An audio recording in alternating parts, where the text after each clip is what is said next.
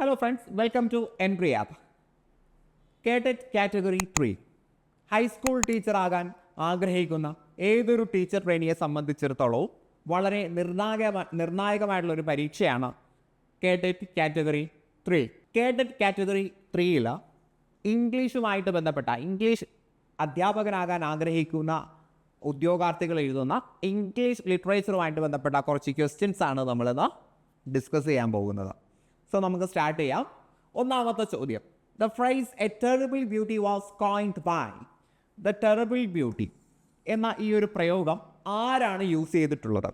Terrible beauty, നമ്മൾ ഭീകരമായിട്ടുള്ള സൗന്ദര്യം എന്നൊക്കെ പറയുന്നത് പോലെ സൗന്ദര്യം ഒരിക്കലും ഭീകരമല്ല. ടെറിബിൾ എന്ന് പറഞ്ഞാൽ പേടിപ്പെടുത്തുന്നതെന്നാണ് അല്ലേ? അപ്പോൾ ഭീകരമായിട്ടുള്ള സൗന്ദര്യം എന്ന പ്രയോഗം കൊണ്ടുവന്നിട്ടുള്ളത്, ആ ഒരു പ്രയോഗം കൊണ്ടുവന്നിട്ടുള്ളത് ആര് എന്ന് ചോദിച്ചിട്ടുണ്ട്. W.B. Yeats ആണ്. വില്യം ബട്ട്ലർ യീറ്റ്സ് ആണ് ഈ ഒരു പ്രയോഗം കൊണ്ടുവന്നിട്ടുള്ളത്. The phrase a terrible beauty is born. A terrible beauty is born എന്ന ഫ്രൈസ് കൊണ്ടുവന്നത് വില്യം ബട്ട്ലർ യീറ്റ്സ് ആണ്. ഏത് കവിതയിലാണ് എന്ന് ചോദിച്ചാൽ ഈസ്റ്റർ 1916, അദ്ദേഹത്തിൻ്റെ ഈസ്റ്റർ 1916 എന്ന പോമിലാണ്. Where it appears as a recurring line signifying the complex emotions. പിന്നീട് ഈ വരികൾ ആവർത്തിച്ച് വരുന്നുണ്ട് അല്ലേ? Surrounding the Irish Easter rising against British rule. British ഭരണത്തിനെതിരെ ഐറിഷ് ഈസ്റ്റർ റൈസിംഗ് ഉണ്ടാകുന്നുണ്ട്. ബ്രിട്ടീഷ് ഭരണകൂടത്തിനെതിരെ ഒരു പ്രതീക്ഷയുടെ പുലരി ഉണ്ടാകുന്നുണ്ട് എന്ന് സൂചിപ്പിക്കുന്ന വരികളാണ്. Essentially describing a beautiful outcome born from a terrible event. വളരെ ഭീകരമായിട്ടുള്ള കാര്യത്തിൽ നിന്നും മനോഹരമായിട്ടുള്ളൊരു കാര്യം ഉദിച്ചുയരാൻ പോവുകയാണ് എന്ന സൂചനയാണ്. അപ്പോൾ ഇവിടെ ബ്രിട്ടീഷ് ഭരണം എന്നത് ടെറിബിൾ ആയിട്ടുള്ളൊരു സംഗതിയാണ്. ഈ ടെറിബിൾ ആയിട്ടുള്ള സംഗതി കാരണമായിട്ടാണ് ഇനി ഒരു ഐറിഷ് ഈസ്റ്റർ റൈസിംഗ് ഉണ്ടാകാൻ പോകുന്നത്. അത് മനോഹരമാണ്. അപ്പോൾ മനോഹരമായിട്ടുള്ള ഒരു സംഗതി ഉണ്ടാകാൻ കാരണം ഒരു ടെറിബിൾ ഈവൻ്റ് ആയിരുന്നു. അതുകൊണ്ട് ടെറിബിൾ ഈവൻറ്റ് ഈസ് ബോൺ എന്ന പ്രയോഗം ഇവിടെ യൂസ് ചെയ്തു. ഓക്കെ അല്ലേ? ദെൻ അടുത്ത ചോദ്യം. ഈ ഒരു ചോദ്യം കാണുമ്പോൾ തന്നെ നമുക്ക് ആൻസർ കിട്ടുന്ന സാധനമാണ്. അഥവാ ചോദ്യം ഒറ്റ നോട്ടത്തിൽ കാണുമ്പോൾ തന്നെ ആൻസർ കിട്ടും. Aristotle's definition, an imitation of an action that is serious, complete and of a certain magnitude. ഒരു നിശ്ചിത മാഗ്നിറ്റ്യൂഡിലുള്ള പൂർണ്ണമായ വളരെ ഗൗരവമായിട്ടുള്ള പ്രവൃത്തിയുടെ ഇമിറ്റേഷൻ. അതിനെ അരിസ്റ്റോട്ടിൽ കൊടുത്തിട്ടുള്ള പേര് ട്രാജഡിയാണ്. ട്രാജഡി അല്ലേ? ട്രാജഡിയാണ് നമ്മുടെ ജീവിതത്തിൻ്റെ വളരെ സീരിയസ് ആയിട്ടുള്ള ഇമോഷനായിട്ട് അദ്ദേഹം പറഞ്ഞിട്ടുള്ളത് കേട്ടോ. ഈ ഒരു ഡെഫിനിഷൻ അദ്ദേഹം എവിടെയാണ് പറഞ്ഞിട്ടുള്ളത് എന്ന് ചോദിച്ചാൽ അദ്ദേഹത്തിൻ്റെ പൊയറ്റിക്സ് എന്ന വർക്കിലെ ബുക്ക് 6ലാണ് ട്രാജഡിയെക്കുറിച്ചുള്ള ഈ ഒരു ഡെഫിനിഷൻ കൊടുത്തിട്ടുള്ളത്. ട്രാജഡി എന്ന് പറഞ്ഞാൽ നമ്മുടെ ജീവിതത്തിലെ ചില ഇമിറ്റേഷൻസ് ആണ്. എന്തിനെക്കുറിച്ചുള്ള? വളരെ സീരിയസ് ആയിട്ടുള്ള കംപ്ലീറ്റ് ആയ ഒരു നിശ്ചിത മാഗ്നിറ്റ്യൂഡിലുള്ള ആക്ഷൻസിൻ്റെ ഇമിറ്റേഷനെയാണ് ട്രാജഡി എന്ന് പറയാറ്. ഓക്കെ അല്ലേ? ദെൻ വളരെ പ്രശസ്തമായിട്ടുള്ള മറ്റൊരു വാചകമാണ്, the poet who refer to some mute inglorious Milton. Some mute inglorious Milton എന്ന് മിൽട്ടനെ കുറിച്ച് സൂചിപ്പിച്ചത് ആരാണ്? മിൽട്ടനെ കുറിച്ച് ഒരാൾ some mute inglorious Milton കിട്ടിയിട്ടുണ്ടോ? അപ്പോൾ മിൽട്ടനെ കുറിച്ചല്ല ഇവിടെ പറയുന്നത്.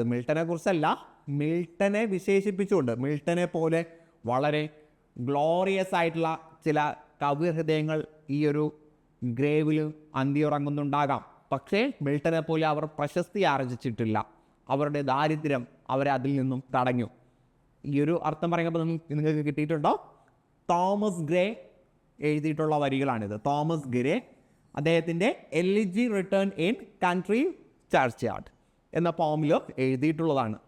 ഈ ഒരു ക്യാബിനുള്ളിലും ഈ ഒരു നാരോ സെല്ലിന് ഉള്ളിലോ ഇൻഗ്ലോറിയസ് മിൽട്ടൺ, അറിയപ്പെടാതെ പോയ മിൽട്ടനെ പോലെയുള്ള മനോഹരമായ വളരെ മഹത്തരമുള്ള കവികൾ അന്തിയുറങ്ങുന്നുണ്ടാകാം അല്ലേ? അതേപോലെ വില്ലേജ് ഹാംപ്ടനെ പോലുള്ള ആളുകൾ, ഒലിവർ ക്രോംവെല്ലിനെ പോലുള്ള ആളുകൾ ഈ ഒരു ഗ്രേവിനുള്ളിൽ അന്തിയുറങ്ങുന്നുണ്ടാകാം എന്നത് ഒരു അല്യൂഷനായിട്ട് പറയുന്നുണ്ട്.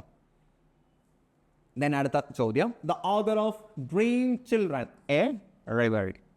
ഡ്രീം ചിൽഡ്രൻ എ റിവഴി എന്ന് പറയുന്ന പുസ്തകത്തിൻ്റെ രചയിതാവ് ആര് എന്ന് ചോദിച്ചാൽ ചാൾസ് ലാംബാണ് കേട്ടോ. Charles Lamb entitled the essay, അതൊരു എസ്സേ ആണ്, dream children. Because he never married, അദ്ദേഹം ഒരിക്കലും വിവാഹം ചെയ്തിട്ടില്ല. And naturally never become the father of any children, അതുകൊണ്ട് തന്നെ അദ്ദേഹത്തിന് കുട്ടികളുണ്ടായിട്ടുമില്ല. So the children he speaks on this essay were actually the creations of his imagination or fancy. അപ്പോൾ അദ്ദേഹം ഈ ഒരു പുസ്തകത്തിലൂടെ പറയുന്നത് ഡ്രീം ചിൽഡ്രൻ, സ്വപ്നത്തിലുള്ള അദ്ദേഹത്തിൻ്റെ സങ്കല്പത്തിലുള്ള കുട്ടികളോടാണ് സംസാരിക്കുന്നത്.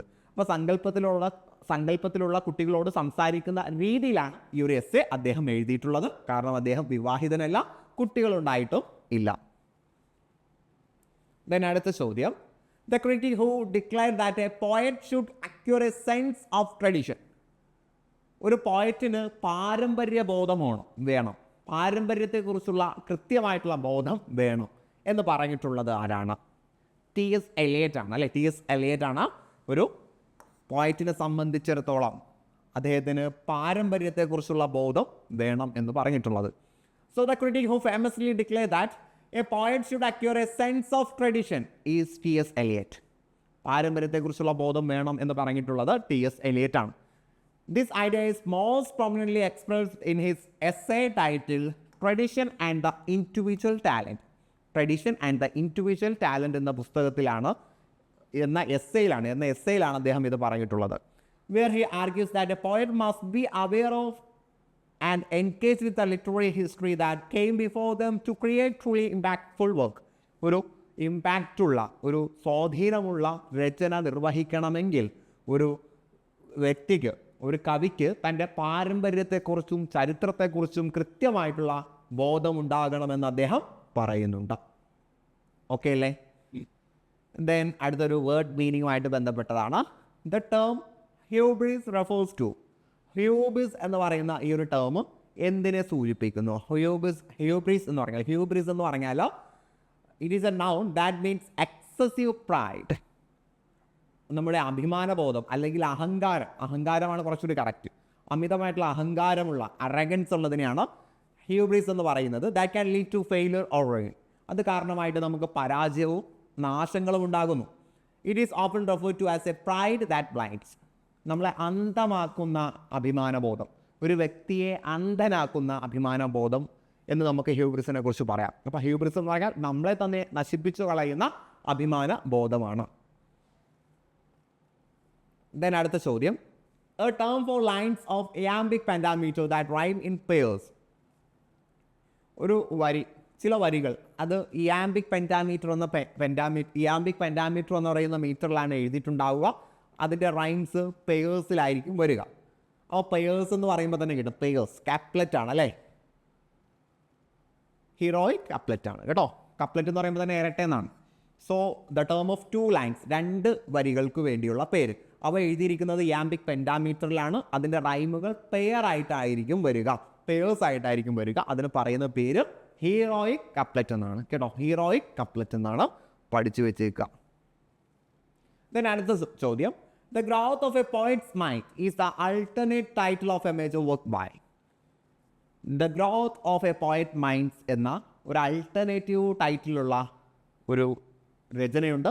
ആ രചന അല്ലെങ്കിൽ ആ ഒരു വർക്ക് ആരുടേതാണ് എന്നാണ് ചോദ്യം. അപ്പോൾ താഴെ തന്നിരിക്കുന്നതിൽ നമ്മുടെ ഏറ്റവും പ്രസിദ്ധനായിട്ടുള്ള വില്യം വേർഡ്സ്വർത്തിൻ്റെ ദ പ്രെല്യൂഡ് എന്ന് പറയുന്ന പോമുണ്ട്.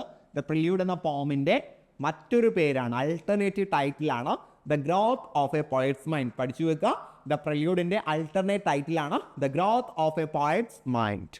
So it is consider his major work and is an autobiographical poem exploring the development of his poetic mind throughout his life. അദ്ദേഹത്തിൻ്റെ ജീവിതത്തിലുടനീളമുള്ള അദ്ദേഹത്തിൻ്റെ കവിതാ ജീവിതത്തിൻ്റെ വികാസത്തെക്കുറിച്ച് എഴുതിയിട്ടുള്ള ആത്മകഥാംശമുള്ള കവിതയാണ് ദ പ്രില്യൂഡ്. അതുകൊണ്ടാണ് അതിന് the growth of a poet's mind, ഒരു കവി മനസ്സിൻ്റെ വളർച്ച എന്ന ടൈറ്റിൽ കിട്ടിയിട്ടുള്ളത്.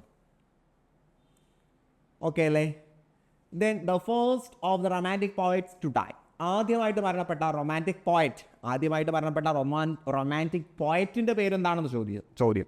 ആദ്യത്തെ റൊമാൻറ്റിക് പോയറ്റ് ആരാണെന്നല്ല, ആദ്യമായിട്ട് മരണപ്പെട്ട റൊമാൻറ്റിക് പോയറ്റ് ആരാണ് എന്നാണ് ചോദ്യം. So John Keats is considered the first major romantic poet to die. ആദ്യമായിട്ട് മരണപ്പെടുന്ന റൊമാൻറ്റിക് പോയറ്റ് ജോൺ കീറ്റ്സ് ആണ് കേട്ടോ, ജോൺ കീറ്റ്സ് ആണ്. So he passing away at the young age of 25 from TB in 1821. 1821 TB tuberculosis കാരണമാണ് 25-ാമത്തെ വയസ്സിലാണ് അദ്ദേഹം മരണപ്പെടുന്നത്. So he was the second generation of the romantic poets alongside Lord Byron, Shelley. ഇത് വളരെ ട്രിക്കി ആയിട്ടുള്ളൊരു ചോദ്യമാണ്. ഇതിൽ ബൈറൺ, ഷെല്ലി, കീറ്റ്സ് ഇവർ സെക്കൻഡ് ജനറേഷൻ റൊമാൻറ്റിക് പോയറ്റ്സ് ആണ്. കോൾറിഡ്ജും വില്യം വേർഡ്സ്വർത്ത് ഒക്കെ വരുന്നത് ഫസ്റ്റ് ജനറേഷൻ പോയിറ്റിലാണ്. അപ്പോൾ ഇതിൽ 3 സെക്കൻഡ് ജനറേഷനാണ്, 1 ഫസ്റ്റ് ജനറേഷനാണ്. അപ്പോൾ ഫസ്റ്റ് ജനറേഷൻ പോയിറ്റ് ആയിരിക്കും ആദ്യം മരണപ്പെട്ടത് എന്ന് നമ്മൾ ചിലപ്പോൾ ചിന്തിക്കും. അങ്ങനെ അല്ല, ആദ്യം മരണപ്പെടുന്നത് ആരാണ്? കീറ്റ്സ് ആണ്. കീറ്റ്സ് 1821 മരണപ്പെടുന്നത്. 22-ലും 24-ലും 27-ലൊക്കെ മരണപ്പെടുന്ന മറ്റ് പോയിറ്റ്സ് ഉണ്ട്, റൊമാൻറ്റിക് പോയിറ്റ്സ് ഉണ്ടാകും. ഓക്കെ അല്ലേ? Then a novel set in Wessex. വെക്സസിൽ വെച്ചോ നടക്കുന്ന കഥയെ പശ്ചാത്തലമാക്കി, അഥവാ സെറ്റിങ്സ് വെസക്സ് വരുന്ന ഒരു നോവലുണ്ട്. ആ നോവൽ ഏതാണ്? നമുക്കറിയാം, വെസക്സ് എന്ന് പറയുന്ന നോവല് പശ്ചാത്തലമാക്കി എഴുതുന്ന ഒരു എഴുത്തുകാരനുണ്ട്. അദ്ദേഹത്തിൻ്റെ നോവല് ജൂഡ് ദ ഒബ്സ്ക്യൂർ ആണ് അല്ലേ? ജൂഡ് ദ ഒബ്സ്ക്യൂർ ആണ്. So Jude the obscure is the fictional county of Wessex. വെക്സസിലെ ഒരു സാങ്കല്പിക ഭരണാധികാരി അല്ലെങ്കിൽ ഒരു കൗണ്ടിയാണ് ജൂഡ് എന്ന് പറയുന്നത്. Then which is based on the real life region of south west England. South west ഇംഗ്ലണ്ടിലെ യഥാർത്ഥത്തിലുള്ള സ്ഥലമാണ്. അവിടുത്തെ ഒരു ഫിക്ഷണൽ കൗണ്ടിയാണ് ജൂഡ് എന്ന് പറയുന്ന വ്യക്തി. So particularly the country of Dorset where author Thomas Hardy grew up. ആ ഒരു സ്ഥലത്താണ് നമ്മുടെ നോവലിസ്റ്റ് ആയിട്ടുള്ള തോമസ് ഹാഡി ജനിച്ചിട്ടുള്ളത്. അപ്പോൾ തോമസ് ഹാഡിയുടെ മിക്ക കഥകളിലും വരുന്ന ഒരു സ്ഥലമാണ് Wessex. The story primarily takes place in the fictional town of Christminster. അപ്പോൾ വെസക്സ് എന്ന് പറഞ്ഞ യഥാർത്ഥത്തിലുള്ള സ്ഥലമാണ്. അവിടെ അദ്ദേഹം സാങ്കല്പികമായിട്ട് മറ്റൊരു ടൗണിൻ്റെ പേര് പറയുന്നുണ്ട്, Christminster, which is model after Oxford University. Oxford University മാതൃകയാക്കി നിർമ്മിച്ചിട്ടുള്ള ക്രിസ്റ്റ്മിൻസ്റ്ററിൽ വെച്ച് നടക്കുന്ന സംഭവങ്ങളാണ് ഈ ഒരു നോവലിൽ പറയുന്നത്. ഓക്കെ അല്ലേ? ദെൻ അടുത്ത ചോദ്യം, a room of the one's own is a work by. A room of one's own എന്ന് പറയുന്ന ഈ ഒരു പുസ്തകം, അപ്പോൾ ഇതൊരു ഫെമിനിസവുമായിട്ട് ബന്ധപ്പെട്ട ഒരു പുസ്തകമാണ്. ഇത് എഴുതിയിരിക്കുന്നത് a room of one's own is extended essay by Virginia Woolf. Virginia വൂഫിൻ്റെ ഒരു എക്സ്റ്റെൻഡഡ് എസ്സേ ആണ് കേട്ടോ. സോ ഇത് ഫസ്റ്റ് പബ്ലിഷ്ഡ് ഇൻ സെപ്റ്റംബർ 1929. ആദ്യമായിട്ട് ഇത് പബ്ലിഷ് ചെയ്യുന്നത് 1929 പിന്നീട് അത് റിവൈസ് ചെയ്യുകയുണ്ടായി. അപ്പോൾ റൂം ഓഫ് വൺസ് ഓൺ എന്നത് വിർജീന വൂഫിൻ്റെ ലേഖനങ്ങളാണ്. Then stream of consciousness. Stream of consciousness is a term coined by. Stream of കോൺഷ്യസ്നസ്സായിട്ട് ബന്ധപ്പെട്ട ടേം ആരാണ് ഇൻട്രൊഡ്യൂസ് ചെയ്തിട്ടുള്ള ആരാന്നാണ്? അത് വില്യം ജെയിംസ് ആണ്. സൈക്കോളജിസ്റ്റ് ആയിട്ടുള്ള വില്യം ജെയിംസ് ആണ് stream of consciousness. It in 1890 in his book the principles of psychology. 1890 അദ്ദേഹം എഴുതിയ ദ പ്രിൻസിപ്പിൾസ് ഓഫ് സൈക്കോളജി എന്ന പുസ്തകത്തിലാണ് ഈ ഒരു ടേം പരിചയപ്പെടുത്തുന്നത് കേട്ടോ. ദ പ്രിൻസിപ്പിൾസ് ഓഫ് സൈക്കോളജി എന്ന 1890 അദ്ദേഹം എഴുതിയിട്ടുള്ള പുസ്തകത്തിലാണ് ഈ ഒരു ടേം സ്ട്രീം ഓഫ് കോൺഷ്യസ്നസ് എന്ന് പറയുന്ന ടേം പരിചയപ്പെടുത്തുന്നത്. ദെൻ അടുത്ത ചോദ്യം, the branch of linguistics which deals with the meanings of words. പദങ്ങളുടെ അർത്ഥത്തെ സൂചിപ്പിക്കുന്ന ലിംഗ്വിസ്റ്റിക് ബ്രാഞ്ച് ഏതാണ്? പദങ്ങളുടെ അർത്ഥത്തെ സൂചിപ്പിക്കുന്നത് സെമാൻറ്റിക്സ് ആണ് കേട്ടോ. സെമാൻറ്റിക്സ് ആണ് പദങ്ങളുടെ അർത്ഥത്തെ സൂചിപ്പിക്കുന്നത്. സെമാൻറ്റിക്സ് ആണ്. Semantics focus on the study of meaning in language. ഒരു ലാംഗ്വേജിലെ അർത്ഥത്തെക്കുറിച്ചാണ്. Including how words acquire their meaning. ആ ഒരു പദത്തിന് എങ്ങനെ ആ ഒരു അർത്ഥം വന്നു. And how the meaning of a complex expression is constructed based on its part. ഒരു സങ്കീർണമായിട്ടുള്ള അല്ലെങ്കിൽ കുറേ പദങ്ങൾ കൂടിച്ചേർന്നിട്ടുള്ള ഒരു പദത്തിൽ എങ്ങനെ അതിൻ്റെ അർത്ഥം വന്നു ചേർന്നു എന്നൊക്കെ വിശദീകരിക്കുന്ന ഒരു ടേമാണ് സെമാൻറ്റിക്സ്. ഓക്കെ അല്ലേ? ദെൻ അടുത്തത് ഹൈപ്പർബോൾ റെഫേഴ്സ് ടു. ഹൈപ്പർബോൾ എന്നത് എന്തിനെ സൂചിപ്പിക്കുന്നതാണ്? ഹൈപ്പർബോൾ എന്ന് പറഞ്ഞാൽ അതിശയോക്തിയെക്കുറിച്ച് പറയുന്നതാണ്. അതിശയോക്തി, ഒരു കാര്യത്തെ പെരുപ്പിച്ച് പറയുക. സോ അതിനെക്കുറിച്ച് നമുക്ക് പറയാൻ പറ്റുന്ന മറ്റൊരു സ്റ്റേറ്റ്മെൻ്റ് ആണ് ഓവർ സ്റ്റേറ്റ്മെൻറ്റ് കേട്ടോ. ഹൈപ്പർബോളും ഓവർ സ്റ്റേറ്റ്മെൻറ്റും അതിശോക്തിയെ കുറിക്കുന്നതാണ്. So hyperbole refers to an over statement meaning an exaggerated statement not meant to be taken literally, used to emphasize a point or create a strong effect. ഒരു strong effect കിട്ടാൻ വേണ്ടി നമ്മൾ എന്ത് ചെയ്യുന്നു, അതിൻ്റെ ലിറ്ററൽ മീനിങ് നോക്കാതെ കാര്യത്തെ കുറച്ചുകൂടി ഒന്ന് എക്സാഗ്രേറ്റ്, അതിശയോക്തി കലർത്തി പറയുന്നതാണ്. നമ്മൾ ഒരാളെ 5-6 തവണ എടുത്ത് വിളിക്കും, പക്ഷെ നമ്മൾ നിന്നെ ഒരു 100 തവണ വിളിച്ചിട്ടും കിട്ടിയില്ല എന്ന് പറയും. അതിനർത്ഥം 100 തവണ വിളിച്ചെന്നല്ല, ഒരുപാട് തവണ വിളിച്ചു എന്നാണ്. അപ്പോൾ ഒരു എക്സാഗ്രേഷൻ്റെ സൂചനയാണ് അവിടെ വന്നിട്ടുള്ളത്. ഓക്കെ അല്ലേ? Then Lago is one of Shakespeare's best known. ലാഗോ എന്ന് പറയുന്നത് ഷേക്സ്പിയറിൻ്റെ വില്ലന്മാരെ സൂചിപ്പിക്കുന്ന ടേമാണ് കേട്ടോ. Iago is one of Shakespeare's best known villains. ഷേക്സ്പിയറിൻ്റെ രചനകളിലെ വില്ലന്മാർക്ക്, ലക്ഷണമൊത്ത വില്ലന്മാർക്ക് നമ്മൾ പറയുന്ന പേരാണ് ലാഗോ എന്ന് കേട്ടോ. Iago. So Iago is consider one of Shakespeare's best known villains, primarily due to his manipulative and deceitful nature in his play Othello, where he betrays the trust placed in him by the protagonist Othello. So അവിടെ ഒഥല്ലോയുടെ ആ ഒരു യോഗ്യതയെ, Othello എന്ന് പറയുന്നത് അതിലൊരു central ക്യാരക്ടറാണ്, വളരെ ലോയലായിട്ടുള്ളൊരു വ്യക്തിയാണ്. പക്ഷേ അദ്ദേഹത്തെ ആളുകൾ ചതിക്കുന്ന സമയത്ത് വളരെ പ്രതികാര ബുദ്ധിയോടുകൂടി പ്രവർത്തിക്കുന്ന ഒരു വ്യക്തിയാണ്. അപ്പോൾ അദ്ദേഹത്തിൻ്റെ ആ ഒരു സ്വഭാവത്തെയും ആ ഒരു വില്ലവിസത്തെയൊക്കെ സൂചിപ്പിക്കുന്നതിന് വേണ്ടി യൂസ് ചെയ്യുന്ന ഒരു ടേമാണ് ലാഗോ. ഓക്കെ അല്ലേ?